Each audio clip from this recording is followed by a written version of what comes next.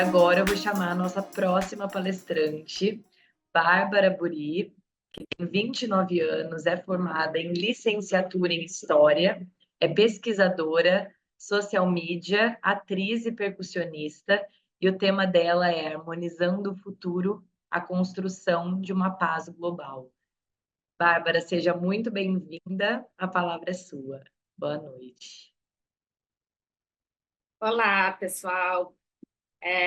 Agradeço muito à ONG Paz Sem Fronteiras por promover esse encontro. É uma honra poder falar de assuntos que eu gosto tanto e refletir com outros jovens sobre como a gente pode juntos construir um futuro onde a paz seja de fato uma prática e não só um ideal. E esse futuro ele começa agora. A ideia aqui é a gente falar sobre mitos, consciência e cultura na construção de uma paz global. E esse desafio de harmonizar o futuro com a paz, como todos sabem, é muito grande. E chega até a parecer ingênuo. Só que o bom é que a paz sempre começa no momento presente. Então, já é possível senti-la em algum aspecto e expandir essa paz de forma que ela fique cada vez mais constante na nossa vida. E toda caminhada começa sempre com um simples passo. Como diz um ditado oriental do mestre Lao Tse, que é o fundador do taoísmo filosófico. E ele, como muitas pessoas que vieram antes, dedicaram mesmo as suas vidas ao desenvolvimento de virtudes que pudessem orientar o ser humano a caminhar de forma íntegra, de forma saudável sobre a Terra. E eu ouso dizer que é graças a essas pessoas e seus ensinamentos que a gente está aqui, hoje, vivos, podendo dar continuidade à história da humanidade. Então, vamos lá, qual que é a importância da paz nesse aspecto de um desenvolvimento global? E eu diria que toda a importância. E para responder essa pergunta, é preciso que a gente, juntos, que a gente desvende a natureza do que é o mito. Por que que o mito foi tão valorizado nas culturas antigas e qual que é a importância do mito para a gente poder fundamentar uma cultura de paz? E o que existe de profundo nessa imagem dos antepassados contando histórias uns para os outros em volta da fogueira? Hoje nós continuamos contando histórias. Agora mesmo a gente está fazendo isso, só que em frente a uma tela digital. Então a tecnologia mudou, mas as ideias continuam sendo transmitidas através da nossa comunicação. E hoje em dia existe um senso comum que tende a confundir mito com mentira. As pessoas até muitas vezes colocam, né, nas mídias, fato ou fake, mito ou verdade. Ou então elas falam, isso daí é mito, isso daí não acontece. Só que a origem da palavra mito não significa mentira. E eu já vou falar sobre isso. Eu tenho uma lembrança de quando eu era menor e estava na escola, em uma aula de biologia. E a matéria era cosmogonia, ou seja, era o estudo das origens do universo e da Terra através dos mitos e das teorias científicas. E eu me lembro claramente, assim, eu me lembro de estar com uma apostila, a apostila da escola na mão, de ficar folheando o livro, vendo aquelas histórias que os antepassados contavam uns para os outros sobre a origem, né, do universo, a origem da vida. E eu me lembro de ficar fascinada com as histórias mesmo que eles contavam. E uma coisa fez muita diferença, que foi a professora conversar com a turma, ensinar e deixar clara a natureza de cada uma dessas abordagens, só que sem fazer nenhum juízo de valor entre o que era mais importante, se era a teoria científica ou a mitologia. Mas ela estava trazendo pontos de união entre elas, apesar de pertencerem a linguagens diferentes. E, para mim, isso fez muita diferença, porque a partir dessa aula, eu comecei a cultivar uma admiração pela riqueza de conhecimento e pela riqueza de diversidade cultural da humanidade. E como culturas tão diferentes, muitas vezes chegavam ao mesmo entendimento sobre questões fundamentais da existência. Por exemplo, a origem da vida. E isso é uma coisa que os povos sempre se perguntaram, né? O famoso de onde viemos. E é uma pergunta que passam-se os anos, passam-se as eras e continua sendo feita. E os mitos, eles ajudam justamente a encontrar a resposta desse grande enigma, de onde viemos. O fundador da psicologia analítica, um grande homem que existiu no século XX, foi o Carl Gustav Jung. E ele diz que, através da análise dos mitos ao redor do mundo, a gente pode traçar pontos de equivalência entre eles. E assim a gente pode descobrir o que eles significam de forma mais precisa. E aí, a partir disso, a gente pode compreender como esses mitos se relacionam com a nossa vida particular e coletiva também. O que isso significa? Que a gente pode compreender o que existe em comum entre os mitos e as nossas próprias vidas. E muitas vezes a gente vê que os nossos problemas, os nossos desafios, eles não são tão pessoais assim. Às vezes até divindades passaram por desafios parecidos com a gente. E cabe a cada um realmente encontrar a força necessária para transpor esses desafios que a vida apresenta. E tem um exemplo muito legal relativo ao Egito Antigo, que, por exemplo, quando uma pessoa era mordida por uma cobra, o médico sacerdote era chamado para recitar o mito de Ra e de Ísis.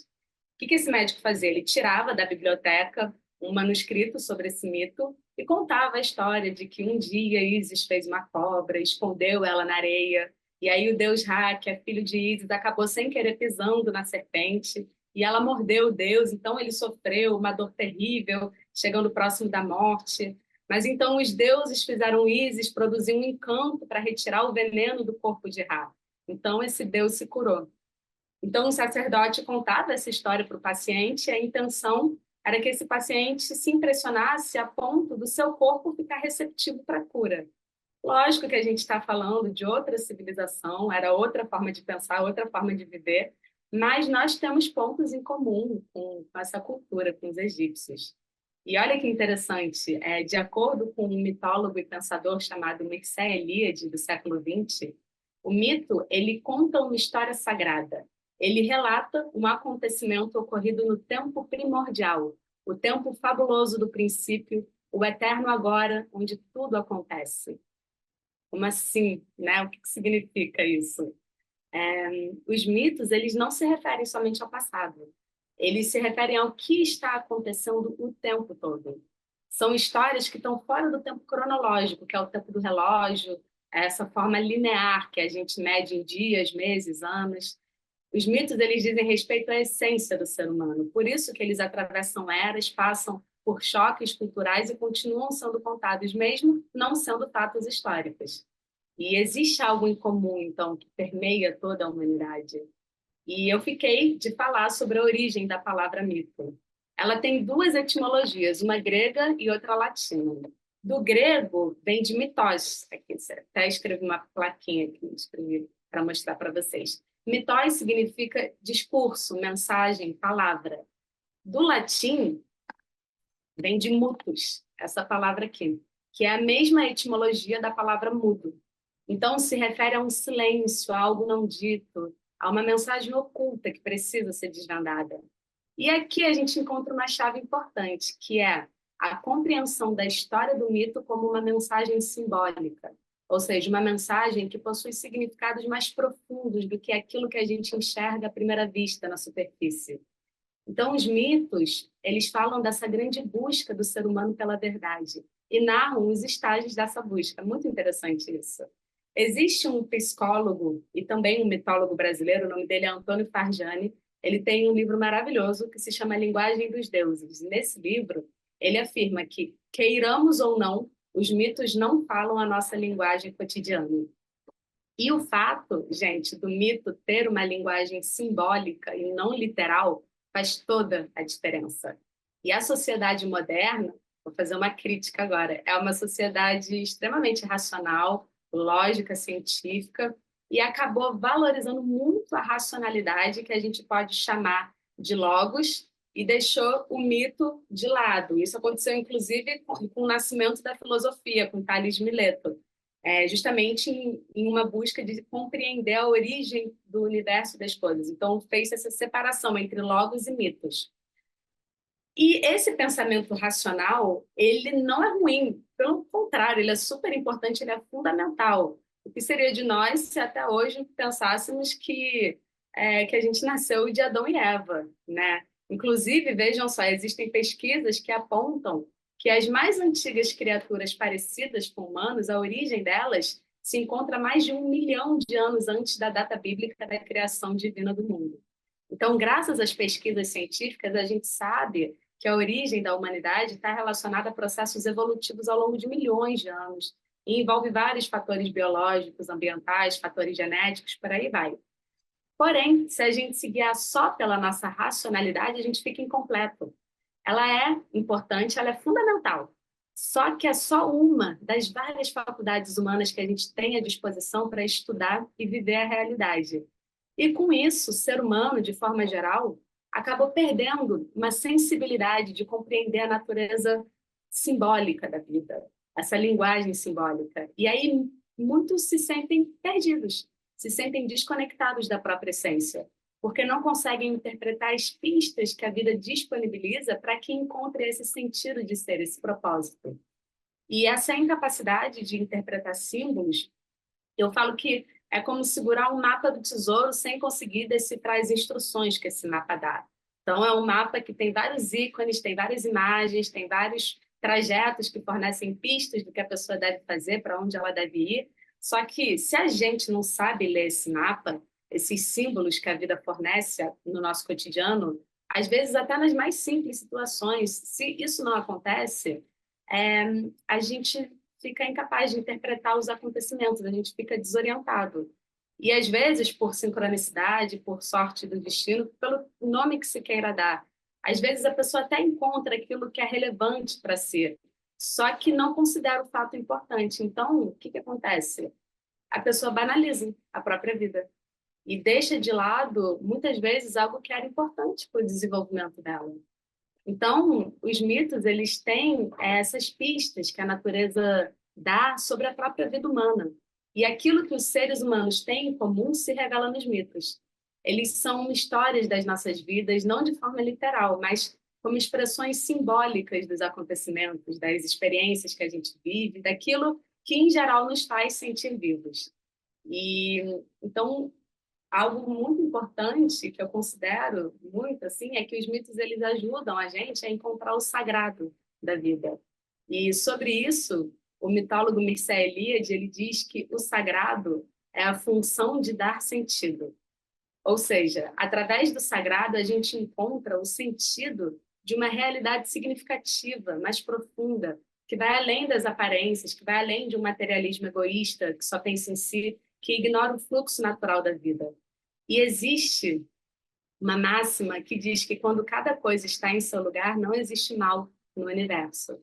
E isso sacraliza a vida, porque organiza o fluxo dela. E aí cada elemento ganha o sentido que lhe é próprio. E cada elemento fica em harmonia com todos os seres. É o que os indianos chamam de Dharma, que é o caminho natural da vida. E quando a gente resgata uma ideia da banalidade, por exemplo, a ideia da compaixão, da justiça, do amor, da paz, essa ideia ela é colocada em um novo lugar dentro da gente, um lugar mais luminoso, um lugar mais protegido. E aí ela ganha um valor todo especial, que é o valor para o qual ela é destinada a ser. E por que essas palavras que têm ideias abstratas, como compaixão, amor, justiça, paz, por que elas foram criadas? São ideias que, a princípio, a gente não enxerga. A gente não tem uma forma física. Por isso que a gente diz que elas são abstratas. E essas palavras, elas foram criadas por uma necessidade humana de dar vida a essas ideias. Porque sem a ação humana, essas ideias não poderiam ser vistas, não poderiam ser compreendidas e integradas à realidade. Por exemplo, essa lapiseira aqui, ela é visível por si só. É um ser humano criou e ela não depende mais desse ser humano para continuar existindo. Mas os nossos valores, as nossas virtudes, eles dependem constantemente da gente para existir. Dependem da nossa força de vontade. E é através das nossas ações que esses valores internos ganham vida. E, dito isso, eu quero contar uma história em forma de poesia. Ela não é muito conhecida, se chama O Hino da Pérola, ou O Hino da Alma. E essa história ela está em um apócrifo chamado Atos de Tomé. Ele foi escrito no século III depois de Cristo. E lembrando que os apócrifos são textos antigos que não foram incluídos na Bíblia da Igreja Católica, mas eles têm ensinamentos de figuras bíblicas, e nesse caso é de São Tomé, que foi um dos apóstolos de Cristo. E o autor do Hino da Pérola em si ele é desconhecido, mas alguns acreditam que ele foi feito por um poeta, filósofo e astrólogo chamado Bardessani. E ele tinha muitos conhecimentos sobre a Índia antiga e São Tomé viajou à Índia como missionário e lá conheceu essa história que ficou no seu apócrifo. Vamos então ao mundo encantado dessa história.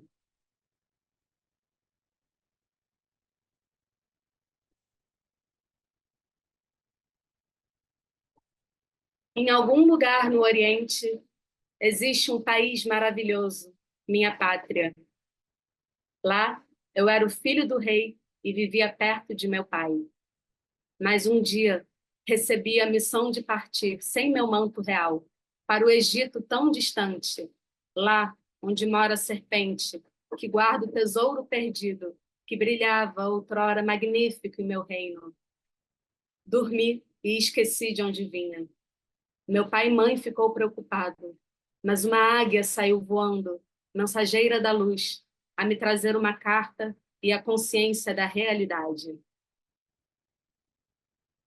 Ah, tu que és filho de rei, neste país tão distante, desperta, levanta, lembra-te da palavra.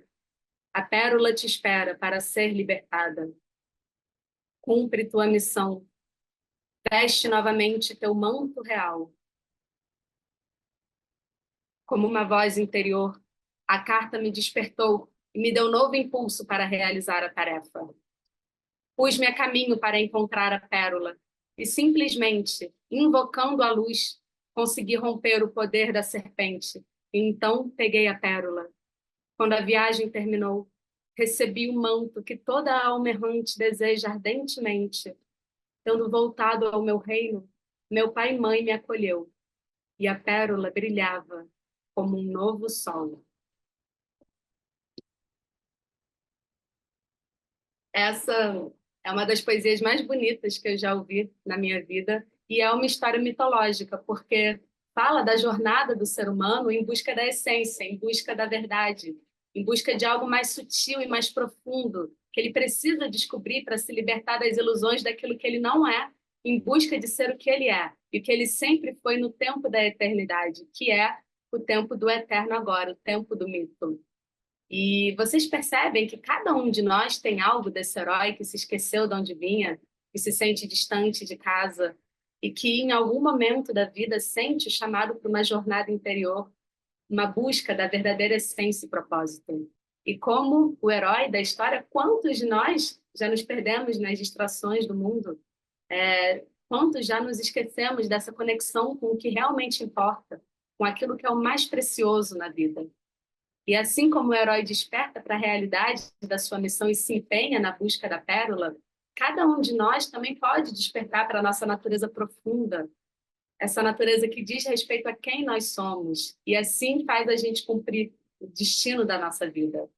E essa jornada é desafiadora, a gente precisa enfrentar as serpentes que guardam o tesouro, os aspectos da personalidade que, assim como a serpente, precisam trocar de pele, precisam se renovar, precisam seguir um ciclo evolutivo para a gente poder caminhar em paz. E o que nos ajuda, afinal, nesse processo, nessa jornada? Justamente a conexão com a luz, essa luz da consciência, que é um símbolo de sabedoria, um símbolo de amor. E ela é dada pela águia mensageira, um ser alado que não pertence ao plano terrestre, mas voa sobre ele. E lembra o herói da palavra, da mensagem sagrada que ele veio dar através da sua vida. E é sobre a gente ouvir essa voz interna, de sermos mais humanos, de usarmos a nossa criatividade, o nosso tempo, os nossos dons em benefício da humanidade. Essa história, ela fornece pistas sobre a nossa própria jornada. Não seria, então, o príncipe uma imagem da alma humana? A pérola, um símbolo da verdade que se manifesta em beleza? E o retorno ao reino do pai e mãe, a reunificação da alma com a verdade, com a essência divina que corresponde à nossa real identidade? E a gente não está agora, enquanto humanidade, enfrentando os grandes desafios do deserto, do Egito tão distante? E quantas guerras, violências, quantos males a gente precisa abdicar em nós, para assim a gente resgatar essa pérola da paz, para que ela brilhe como um novo sol, um sol de amor em todos nós. O mitólogo Joseph Campbell, ele diz que os mitos antigos foram concebidos para harmonizar a mente e o corpo, e que os mitos eram meios de colocar o rumo da vida em acordo com o rumo apontado pela natureza. E os mitos servem para nos conduzir a um tipo de consciência que é espiritual, ou seja, que não corresponde apenas a condições físicas, mas a valores e virtudes internas, com uma realidade mais sutil. E o Joseph Campbell, ele também diz que os mitos oferecem modelos de vida, mas os modelos precisam ser adaptados ao tempo que nós estamos vivendo. Ou seja, a ordem moral de uma sociedade precisa se harmonizar com as necessidades morais da vida real.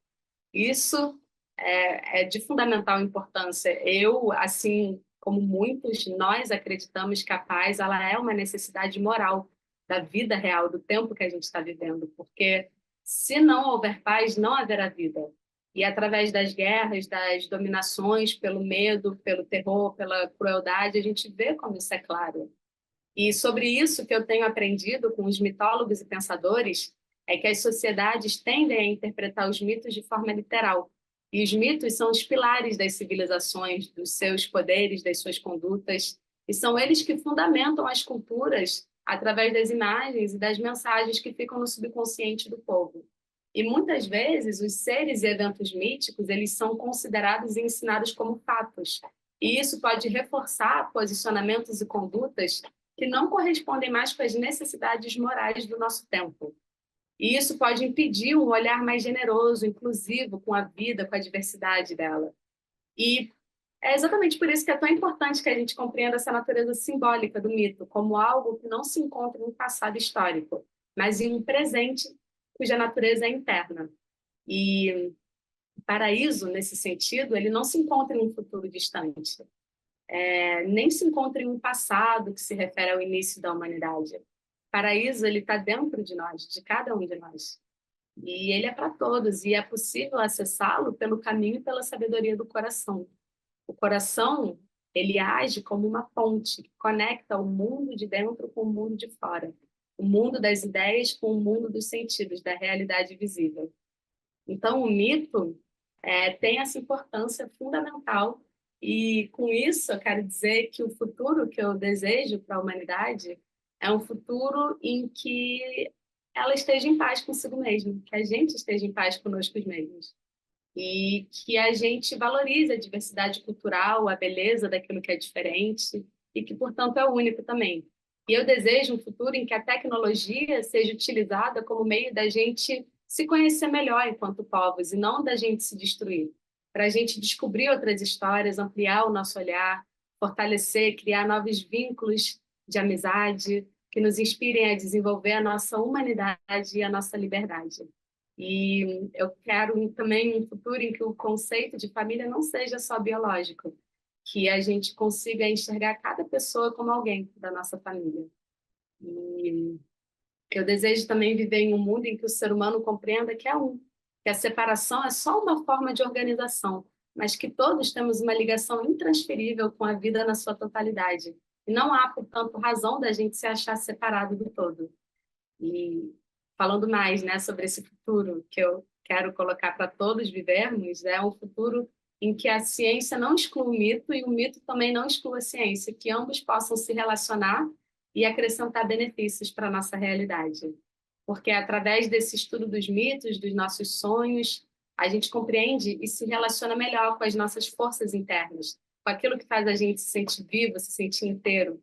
E assim a gente pode ampliar o nosso horizonte. É através da ciência que a gente pode conhecer as leis, os fundamentos que regem a natureza do mundo material. E quando a gente consegue integrar essas duas perspectivas, a profundidade dos mitos e a precisão da ciência, a gente tende a desenvolver uma compreensão mais completa da gente mesmo.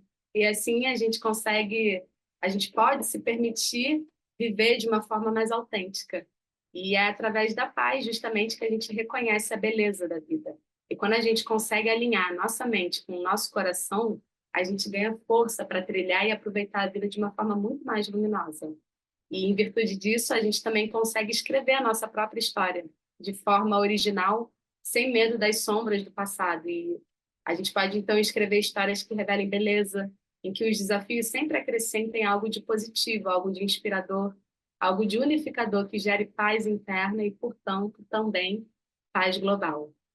E é essa a minha mensagem de hoje. Eu agradeço a todos que assistiram, que reservaram um tempinho para a gente poder refletir juntos sobre cultura da paz. Obrigada a todos. Muito obrigada, Bárbara. Que lindas suas palavras, suas reflexões. Alguém quer fazer alguma pergunta?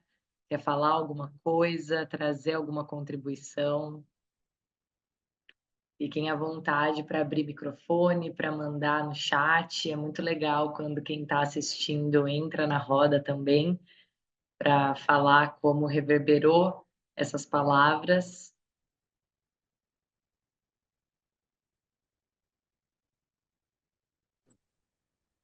Ai, posso falar? Pode. Tem duas pessoas com o microfone aberto. Ah, foi a Mirella que falou. Então, acho que o Frederico também quer falar. Aí depois eu passo para você, tá bom? Então, vou começar pela Mirella. Pode falar, Mirella. Bárbara, nossa, que delícia de escutar, amiga. Você fala com uma firmeza, a gente para mesmo para ouvir o que você está dizendo, e me tocou profundamente, assim, essa coisa da humanidade, sabe? Me fez refletir sobre como é bom estar aqui nesse momento, nesse tempo e fazer parte de tudo isso, né? Então, eu estou lendo um livro aqui, terminei, na verdade, estava até falando com a Marcela sobre buscar primeiro o reino de Deus, né? Para a gente encontrar essa plenitude, esse lugar, esse paraíso que você fala. Então, tenho trabalhado muito isso na espiritualidade, encontrar um espaço sagrado na meditação e tudo mais, que a gente possa transcender, é um estado de vibração, né? Então, acho que tudo isso que você trouxe, tudo isso traz esse lugar para a gente encontrar essa sabedoria interna e tudo mais. Então, eu sempre gosto de escutar tudo que você fala sobre isso também. Acho de uma sabedoria, inteligência, a forma que você conduziu tudo. Então, queria te agradecer por essa palestra linda que me tocou profundamente. Parabéns. Ô, amiga, gratidão, Mi. É muito bom realmente a gente poder refletir sobre isso, né? Do paraíso estar dentro da gente, realmente, sobre esse espaço divino pertencer a cada um de forma intransferível. Então, agradeço a sua reflexão e as suas palavras aqui também. Maravilha. Frederico. Oi. Bárbara, belos momentos de inspiração que você providenciou hoje com a sua fala. Obrigado mesmo. Teve vários momentos em que, assim, eu recebi uma inspiração profunda hoje com o que você falou. Primeiro, eu consegui fazer uma ligação legal entre o seu desejo do futuro e o desejo do futuro do Daniel. O desejo do Daniel foi, parte do desejo foi uma cultura de escuta. E o que você disse, Bárbara, era no fundo também um pedido de uma cultura de escuta, só para que a gente escutasse os nossos antepassados também, porque os mitos, né, é uma consciência coletiva que surgiu e toda a sabedoria dos antepassados está sendo transportado para o momento, para o eterno agora. E eu achei muito lindo isso. E essa questão da nossa cultura moderna hoje em dia prestar mais atenção no racional do que na cultura de mito é bem aparente. Assim, por exemplo, eu vejo que muitas pessoas não consigam enxergar ou até tratar dos mitos e das histórias como uma verdade metafórica. Assim, por exemplo, na Bíblia, será que o Jesus realmente andou sobre a água, tipo, literalmente? Ou será que isso é um símbolo de que Jesus superou as emoções, superou os instintos animalísticos e que a gente deveria se inspirar nisso também? E eu acho que você providenciou esse momento de inspiração de que é para enxergar tudo com respeito e tentar aprender com humildade o que que os povos e os antepassados criaram como mito para a gente dar aquele update, para aquilo tudo isso ser relevante no agora, no eterno agora. E queria agradecer e me inspirou muito e obrigado, gente. Muito belo discurso aqui. Ô, Fred, muito obrigada, muito feliz que você está aqui também. E isso que você falou realmente é muito legal, da gente aprender a escutar realmente, esse exercício de escuta que o Dani trouxe também, né? Inclusive tem um escritor que eu amo, que é o Rubem Alves, ele fala que ele sempre viu vários cursos de oratória, mas nunca tinha visto um curso de escutatória, e que isso era muito importante para a gente poder realmente preservar uma cultura de paz. Então, tudo a ver. Obrigada pela sua fala. Mais alguém? Que conversa interessante, muito legal. Muito obrigada, Fred, pela sua participação e Mirella também.